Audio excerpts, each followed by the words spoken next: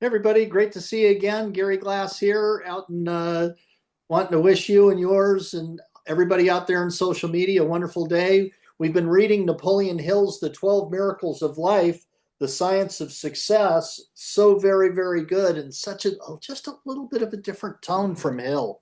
It's been so good. So we've gotten into the middle of the second chapter, which is all about change and how you absolutely, in order to grow, in order to advance yourself, you have to change. So we just finished an example about talking about a contractor with a wealthy lady, how when he built a house for her that she wanted to have an outhouse still. So this was early 1900s when that story was.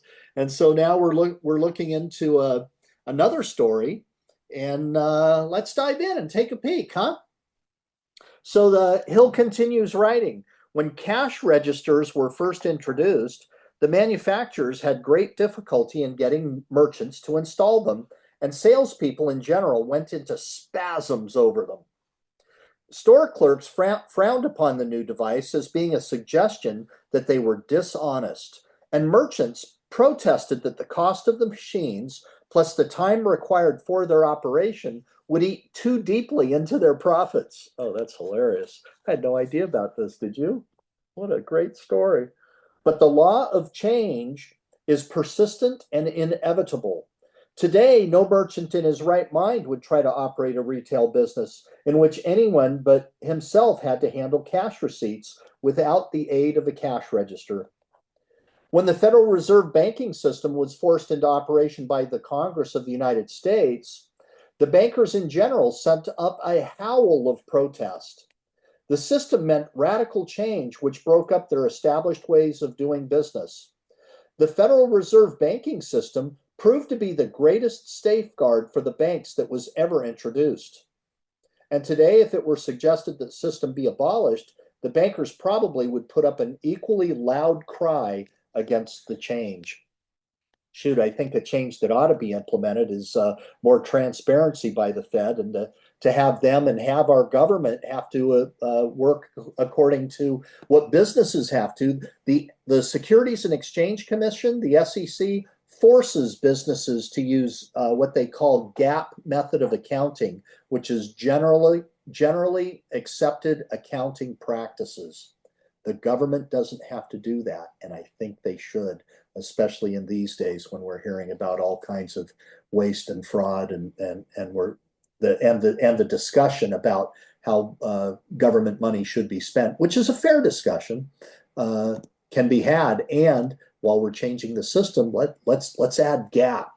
Let's add GAAP, those generally accepted accounting practices, to the federal government, so that anybody can understand what's going on with the money. Anyway, we'll continue.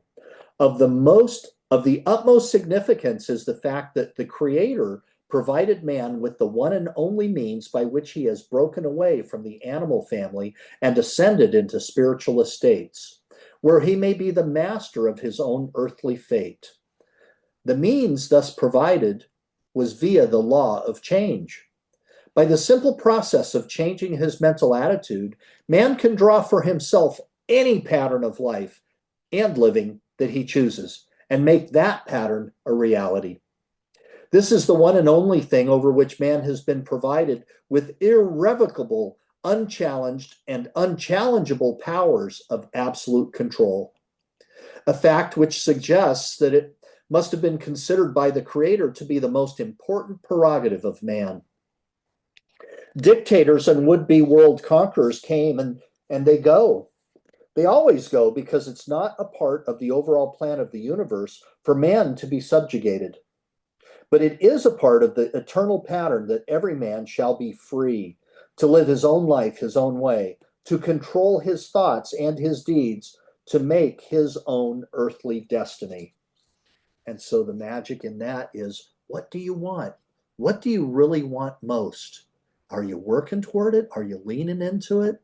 Are you becoming the person that has the characteristics, the behaviors, the character of the person that has whatever it is that you want, that dream life, what it looks like?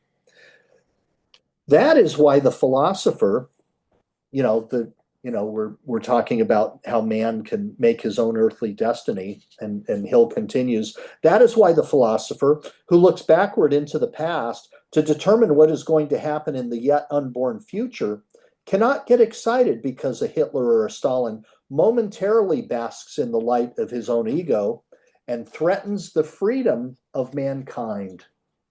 For these men, like all others of their ilk who have preceded them, will destroy themselves with their own excesses and vanities and their lusts for power over the free world.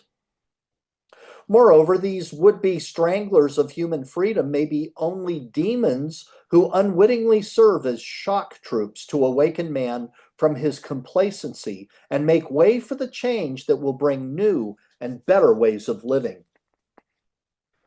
Nature lends man through Nature lends man through change after change by peaceful means as long as man cooperates, but resorts to revolutionary methods if man rebels and neglects or refuses to conform to the laws of change.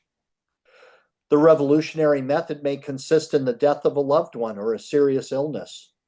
It may bring a failure in business or the loss of a job, which forces the individual to change his occupation and seek employment in an entirely new field where he will find greater opportunities he would never have known if his old habits had not been broken up.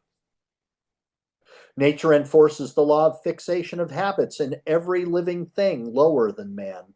And just as definitely as it enforces the law of change in the habits of man, nature thus provides the only means by which man may grow and evolve in accordance with his fixed position in the overall plan of the universe. Thomas A. Edison's first major adversity was experienced when his teacher sent him home after only 3 months in a graded school, like in public school, and with a note to his parents saying he did not have the capacity to have an education. He never went back to school, a conventional school, that is, but he began to school himself in the great university of hard knocks, where he gained an education which made him the greatest inventor of all time. Before he was graduated from university, he was fired from one job after another, while the hand of destiny guided him through the essential changes which prepared him to become a great inventor. A formal schooling perhaps would have spoiled his chances of truly becoming great. Nature knows what she's about when adversity, physical pain, sorrow, distress, failure, and temporary defeat overtake one. Remember this and profit by it the next time you meet with adversity. And instead of crying out in anger or shivering with fear, hold high your head and look in all directions for that seed of an equivalent benefit, that good which is carried in every circumstance of adversity. I am never frightened by revolutionary changes in my life, whether they are voluntary or forced upon me by circumstances of an unpleasant nature over which I have no control. For I do at least have control over my reaction to these circumstances. And I exercise this privilege not by complaining, but by searching for that seed of an equivalent benefit, which each experience carries with it. You know what? I think that's going to do it for today.